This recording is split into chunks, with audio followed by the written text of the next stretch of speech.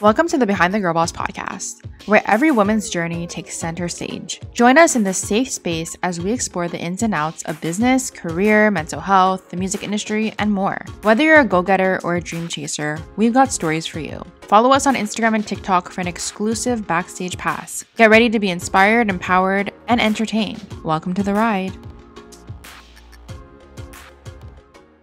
Hey everyone, what is up and welcome back to the podcast. I hope you are enjoying your Wednesday morning. I am delayed in uploading this episode by a day.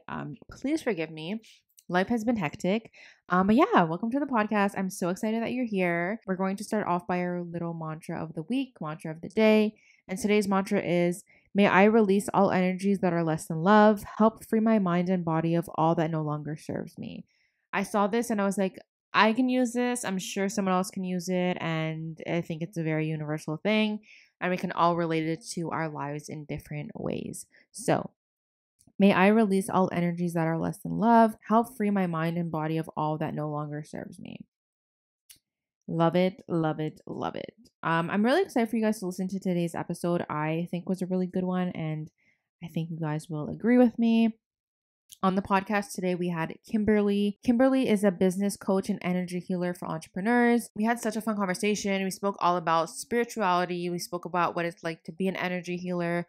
We even did a little sample technique of how to release pent up energy in our bodies. And it was such a well-rounded conversation, and I really, really enjoyed it.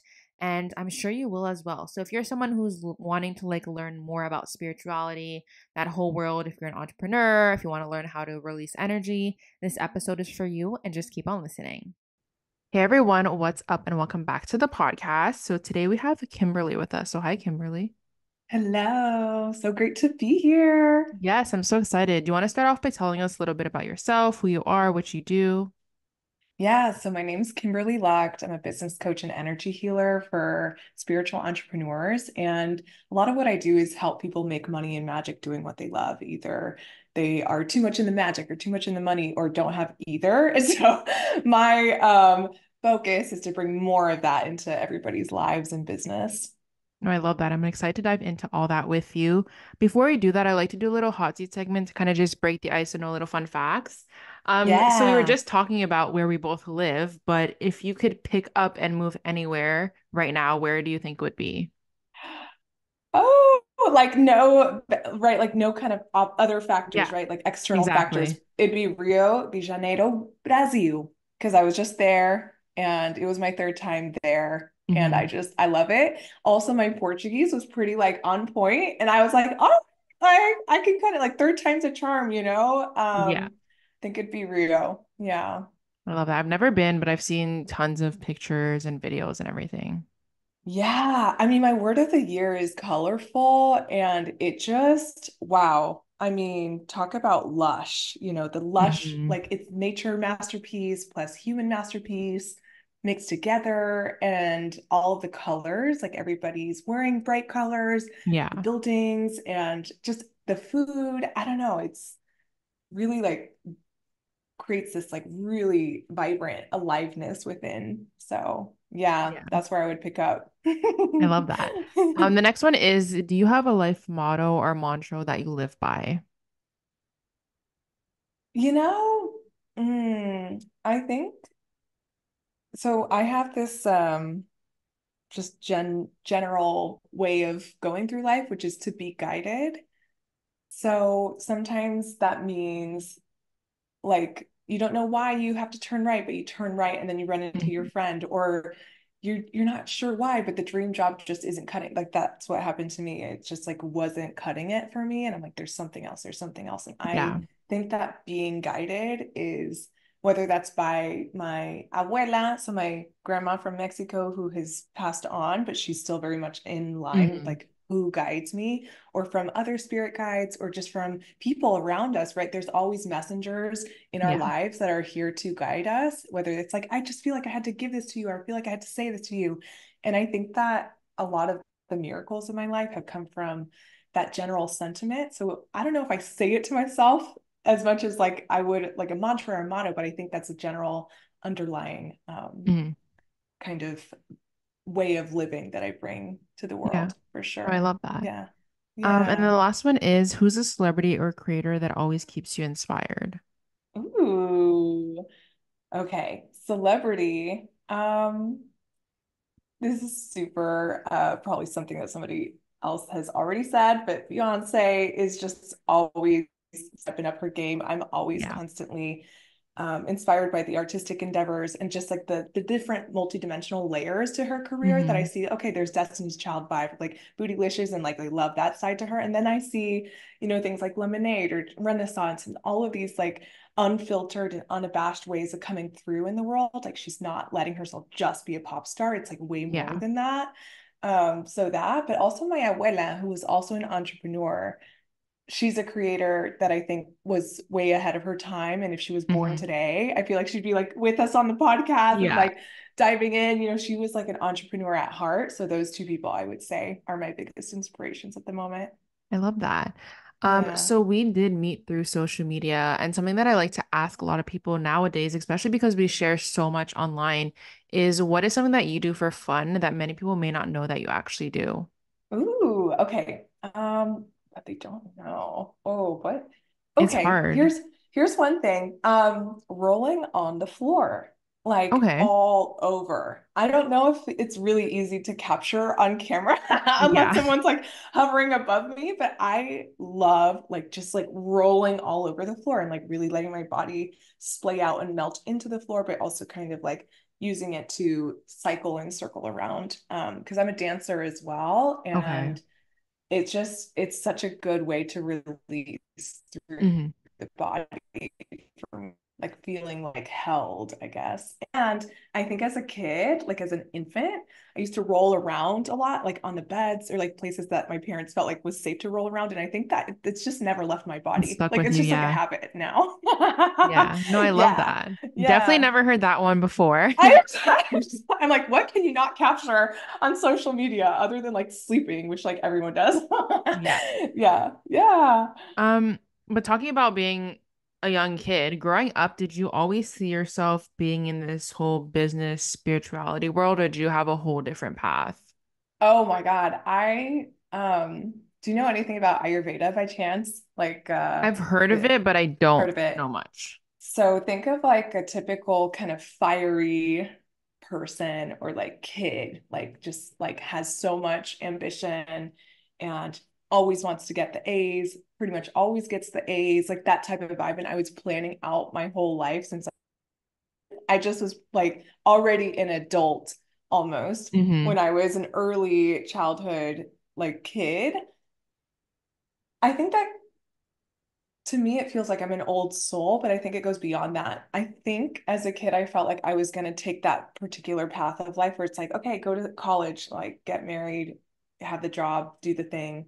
Yeah. I thought it was going to be very prescriptive as a kid, and I wanted to be a teacher. I wanted to be a psychologist. I wanted to do all these different things that were 9 to 5s. Never in my childhood life did I think that I would create a business. Hmm. I never thought that would come through actually. And it surprised me when it started when I again started being guided towards entrepreneurship and when the job that I had at the time before starting this business, even though it like blended so many beautiful things together, like the dance, the international, studies and all these other things that like psychology and sociology, all these things were blending together really perfectly, but it wasn't mine. And I Yeah. think that if I had known this as a kid that I was gonna go out on my own, I probably would have been like, but why? Like it didn't really make sense then. But when I look back, I think that I was always a leader. I was always directing people. Like I had very, very clear nudges and intuition about what I wanted or what I Yeah. needed and how to make that happen. And so I see the entrepreneurial qualities in my childhood self, but I Hmm. never thought it would like come to this. Yeah. And Yeah. what like specifically inspired you to become a business coach, and how did you make that transition? Right. So I used to be the director of an international dance nonprofit, and we would have kind of these a mix of programs abroad and people from the States kind of coming down and interacting with not just us, but the recipients of those programs. And I remember that a lot of the people that came down to either Panama or Brazil or India too, um, they were kind of at a place in life where they didn't know where exactly they were going. A lot of them were pre-professional dancers or already professional dancers. Mhm. And they had this kind of like, what's next element in their lives a lot of the time. And when they felt comfortable enough to share stuff with me, I really felt alive. I felt like, whoa, okay, let's like work this out. Let's see what kinds of things are calling to you in the moment. Like what sorts of things have really lit you up in the past, like all of these kind of life coachy things.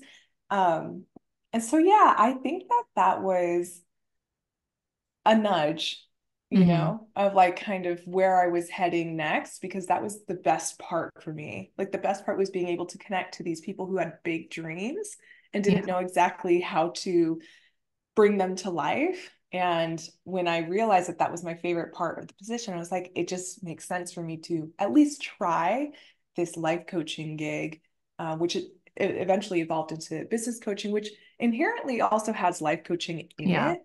And ultimately, I think that it was almost like the perfect playing ground for me to see, okay, what sides of this is the best part, and then how do I make that the full-time gig? Yeah. No, I love that. And currently, what services are you offering at the moment? Yeah, right now I'm offering business coaching and energy healing to entrepreneurs. And so I do that through group coaching, one-on-one coaching, and sometimes I also have live events and I also Mhm. have some online courses as well. So it's all infused in there. I don't really like separate the two Yeah. unless, of course, there's definitely somebody who needs one as a focus. But they are very much in line with everything I bring in to all the things I offer. Yeah. Yeah.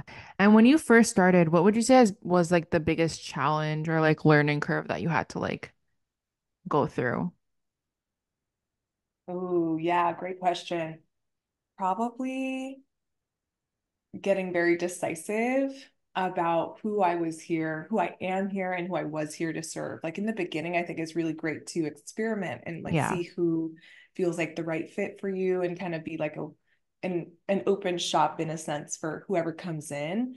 And I think being able to decipher, hey, like whoever has not had a spiritual awakening yet or some sort of spiritual encounter of any sort in their lives is probably not the best fit for, Mhm. my stuff or my services. I kind of like to start from a pretty decent foundation. It doesn't have to be like, well, I've done this or I've done that. It doesn't have to be you've done all the things, but even just having an openness and curiosity to spirituality and having that inform your life and business. I think that's kind of something that for me, it took a while to get to that place where I'm like, that needs to be a non-negotiable for people coming into my business. It took me probably 2 or 3 years to really even get comfortable with saying that I am an energy healer in public, in open spaces with people that I've just met. It took Yeah. a while. And I think that that is probably the biggest challenge that I've faced in business so far is kind of the spiritual, because I was already like out of the closet in terms of spirituality,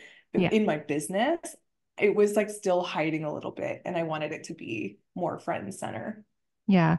And how do you make sure that like the clients you have experienced that? Like, do you have like a consultation before, or do you just like put it out there and like hope that they're not lying when they say that they have experienced it? Like, how do you do that?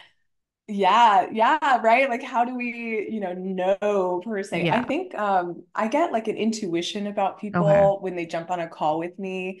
And like when I say certain things, I kind of notice, okay, like this doesn't resonate quite as much as maybe it would with somebody else.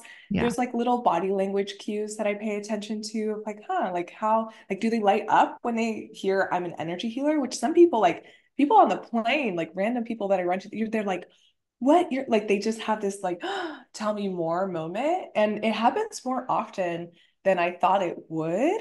And I think that that's actually representative of what's happening in the collective at the moment is a lot of people are either open and curious or like full on going through some sort of spiritual awakening. One of my friends who came to an event I hosted last week, She's like, I don't know who to talk to about this. I'm like, it's okay. Like, she's like getting all these psychic downloads. I'm like, sometimes it comes as a waterfall, and other times, like for me, it came in slowly but surely.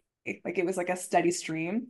And so when that's the case, it's cool and amazing and great to work with. And it's also really great to work with people who are just like they have that moment where their chest expands and Yeah. they're like, I would like to hear more. Like, what is that? Tell me more. You know, Yeah. I think that's kind of how I gauge that.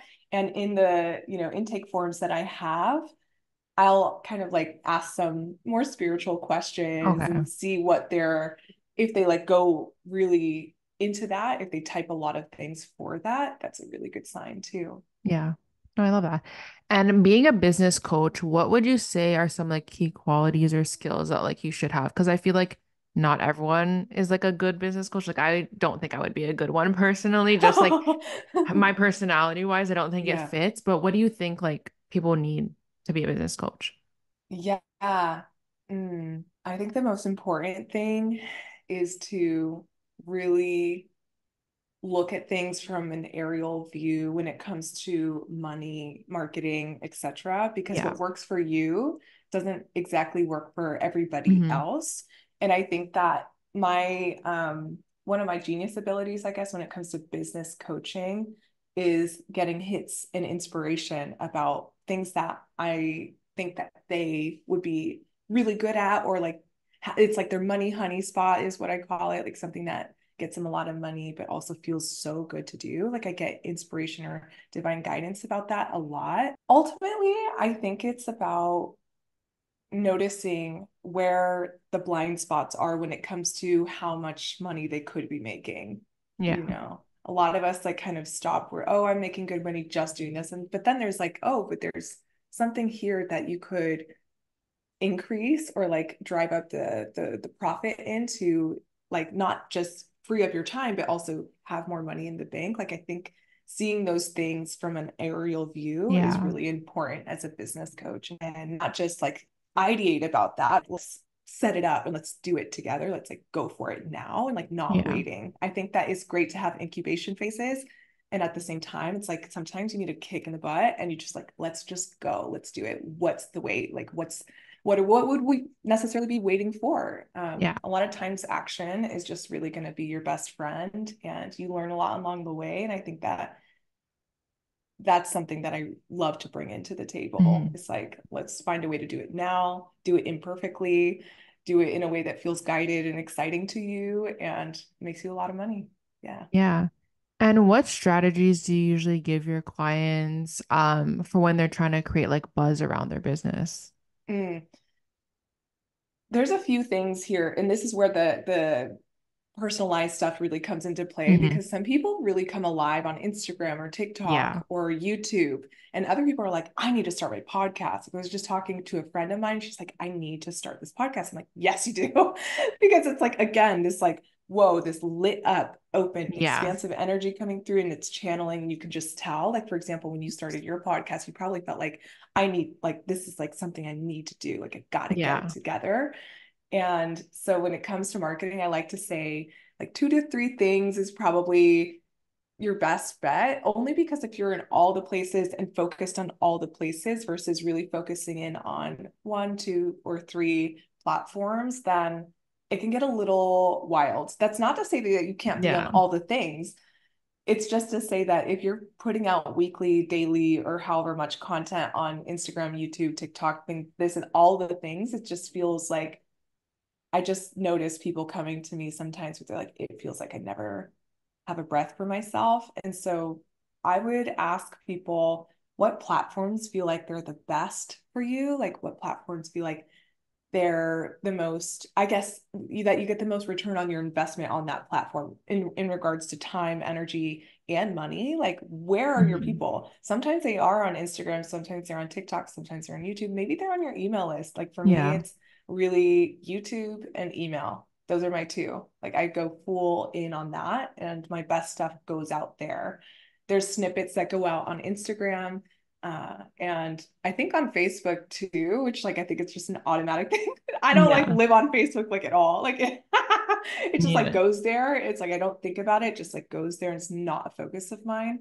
And I think that having that clear of like which platforms really light you up, that's amazing. Another great way to create buzz is having access to, audiences, for example, being on other people's podcasts, just like what we're doing right here, Yeah. or being in media outlets. I think that that's a big part of how my business has grown over time is accessing like warmer audiences on other platforms or outlets, I guess you could say, because platforms like social media platforms are a little different in the sense that you don't necessarily know who's going to see that. Like you don't Yeah. really have any control over who's going to see that.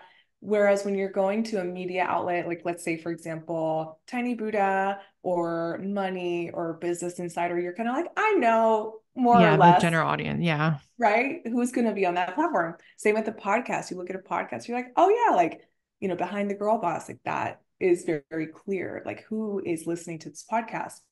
Or like spiritual awakening, this and that, things Yeah. like that. You're like, I get it. Like I get who's here.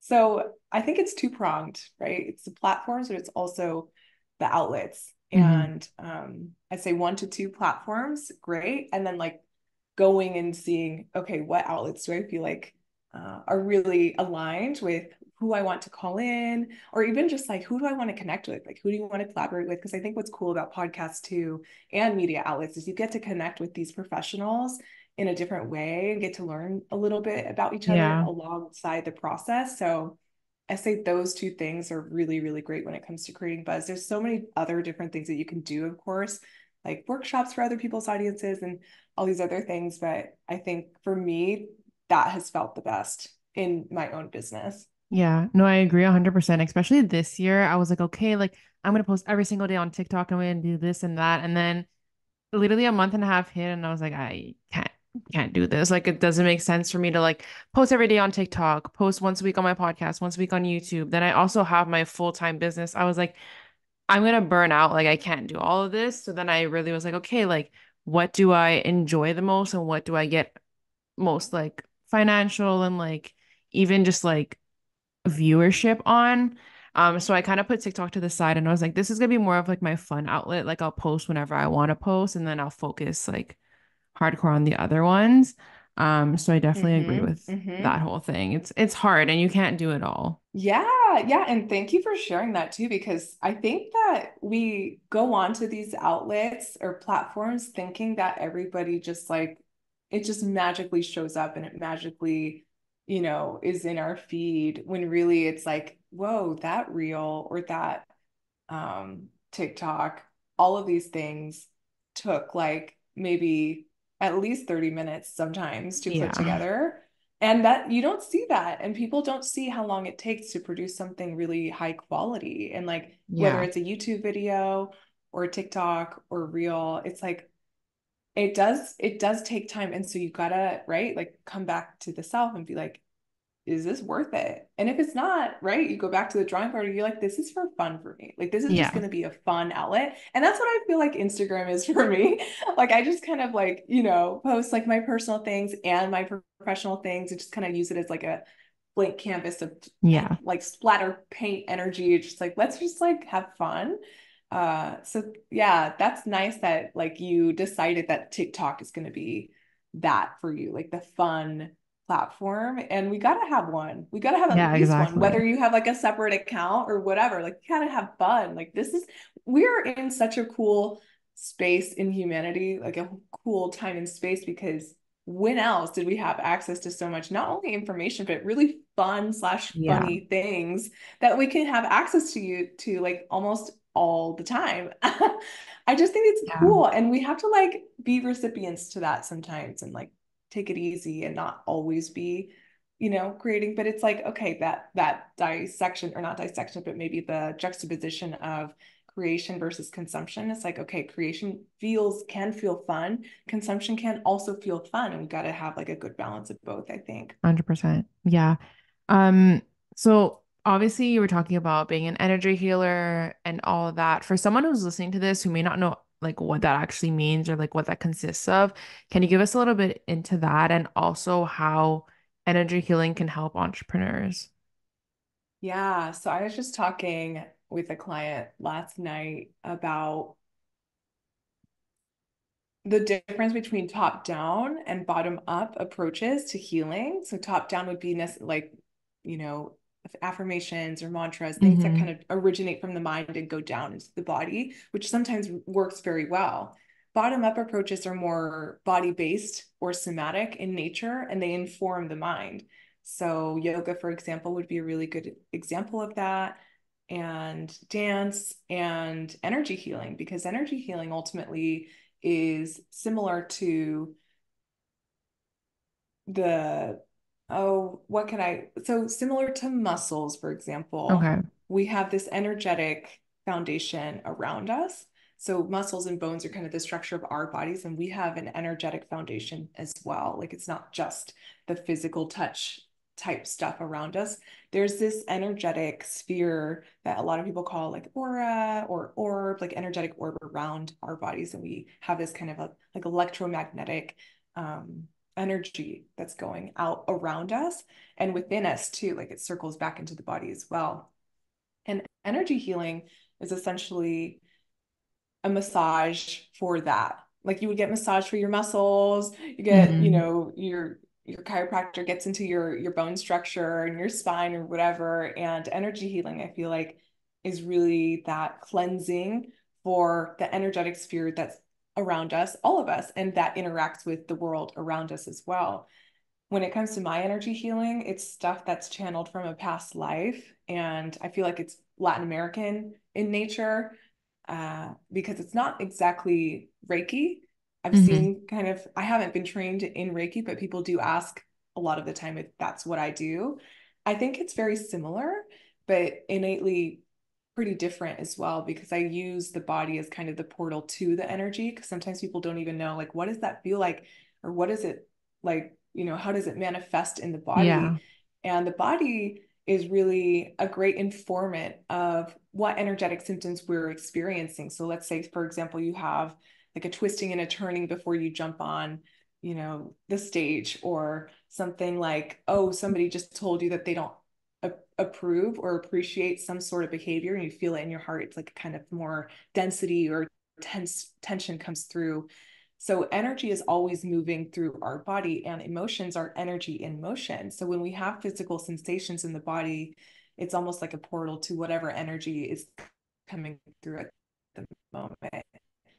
For example, let's say, okay, I feel this like tension in the head, or feel like there's like so much going on, or even pain or heat, like temperature changes. All of these things are symptoms of energy moving through the body. And when we go in and like use some of the techniques that I use to release that, like for example, I know that the listeners might not be able to see this, but if you're watching this video form, you might be able to see, like for headaches, I would do like a coil out of the temple or whatever area is affected, and kind of coiling out the energy. So what that's doing is stretching the energy in a way that lets it be released and not like stay stuck, because energy really loves to move, but sometimes it's like condensed in an Mm-hmm. area of the body and it's not helpful. And a lot of the times that can manifest also into physical things. For example, my mom, she's always kind of had like energetic stuff in her throat. When we do energy healing sometimes, and this is actually the only person that I've experienced this with, but she'll like energetically kind of gag, like she won't vomit, but Yeah. like she'll be like, She'll feel there's something. stuff. Yeah. Right. And I'm like, whoa, there's a lot going on there. And we have not gotten to the point where she's not able to, like so we're just take it easy. Like we take it slow, like whenever we get into that, which is, every 6 months or so. She's not like a client of mine, she's my mom, but Yeah. um, it's interesting because she did have thyroid cancer twice. She has her thyroid out now, but it's interesting to see how sometimes, I'm not saying all the time, and I of course go see your doctor. Like this is not Yeah. medical at all, but it is interesting to see how some physical things can show up when there's an energetic point that has been condensed or tight for too long, Yeah. and we basically want to open up all those energetic centers in the body and to have them free flowing, so that you are not only in your alignment when it comes to energetics and like, okay, I have so much to give, so much to receive, and like everything's flowing really perfectly and nicely, but also physically speaking, you're not in a position where you're like, I'm, 50 something years old and I can't do this, or I Yeah. had to go into surgery for that. So, yeah, that's what I would say is kind of an intro. It's essentially the massage for the electromagnetic sphere around you that we all have, and that I think all of us have sensed in some way or some form. It's Yeah. somatic body-based wisdom and the healing of energy that runs within our body. Yeah. I have a question kind of going off that. Basically, by hearing a lot of people's stories and hearing a lot of like their stressors or what they're dealing with and their energies, how do you make sure that you protect your own like mental health in that aspect? Because it could be a lot to like be hearing about this and like feeling people's emotions and just seeing what they're going through. So how do you protect yourself in that aspect? Yeah, another really great question. I do know that for myself, the breath really supports me. And a lot Hmm. of times during energy healing, I will release energy via yawns or like deep breath cleansing mechanism for me. Some other people might have to use other elements. So, for example, that's kind of like an air cleansing technique. Some other ways to do that would be to have a candle lit nearby and just kind of having the candle burning up energy a little bit by your side. There's also smoke cleansing, so sage and palo santo or anything, any herb, right? Any herb that grows locally around you, and having water nearby, like a water bowl, because water Hmm. also carries the energy that is around. So if you feel like, okay, that was a really intense session, here's my water bowl. Maybe like you like rinse your hands in the water bowl and then you get rid of it, rinse your hands again with hands like soap and stuff, and just kind of like cleanse. Showers are great for this too. If you feel like you gotta like really go for it after, like you're like, whoa, that was like a long day, or you just feel like you picked up something and you're like, I need to get rid of this energy. Showers are wonderful for that. And yeah, I think for me, the breathing is important because it Hmm. connects all centers together. So really like, yeah, like the deep belly kind of breaths, or just the spontaneous yawns that come through me when I feel energy moving. Like I don't hold back on yawns. People are like, are you tired? I'm like, no. I No, am yeah. just moving energy out of my system so it doesn't stay in it and clog any of my energetic centers. Yeah. I think that's cool too because, well, in a way, because I like deal with a lot of anxiety and stuff. And one of my like symptoms of it is actually like it's gonna might sound a little bit weird. But when I like get very anxious, my body like makes myself feel like I have to yawn all the time, which like I didn't understand at first. I was like, this is so weird, whatever. But like now it kind of makes sense. Like it's trying to release stuff from me. But for so long I was always like trying to search it up and I was like, what does this even mean? Like why? Like I know like anxiety people like have like a stomach or issue or like something like that, but mine was so different from everyone. And it like only recently I understood like, oh, like this is what's happening.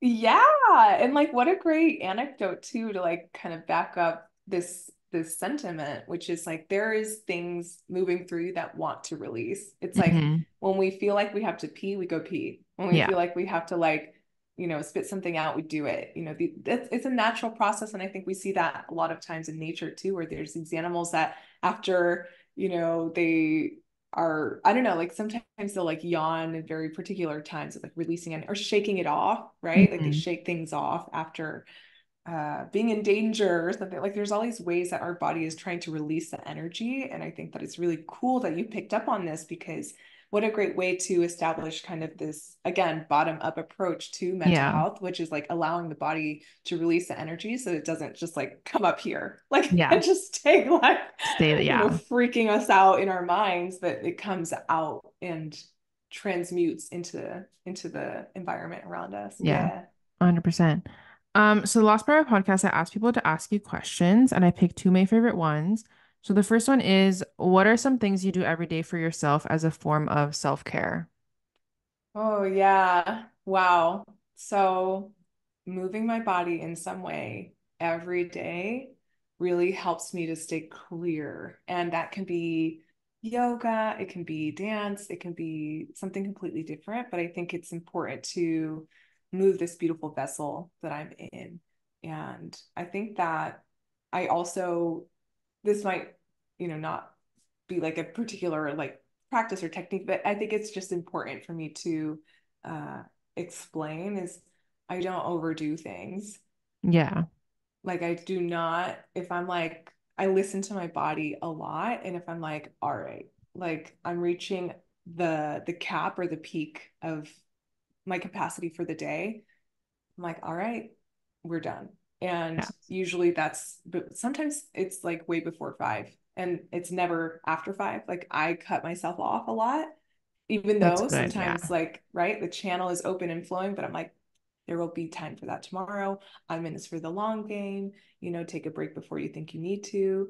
That's a big part of why I think I'm still in business today. And it's actually something that allows the ideas and the genius to keep flowing the next day. And I know that's something that maybe might be counterculture to some methods of doing business, but it's just for me, I'm like, if I'm gonna do this until I'm like 90, 100, like this is a practice for me. I'm like, Yeah. I am not gonna be working those types of days when I'm that age. I am able to work those types of days when I'm this age, but I'm like, all right, like let's just pace myself and make Yeah. sure that I'm not burning out in the process. I think that's like a big part of my self-care routine, practice, whatever you want to call that. For sure. And then the last question is, what advice would you give to entrepreneurs who are curious about exploring energy healing but are unsure where to start? Actually, we can do a little something now if you want. Hmm.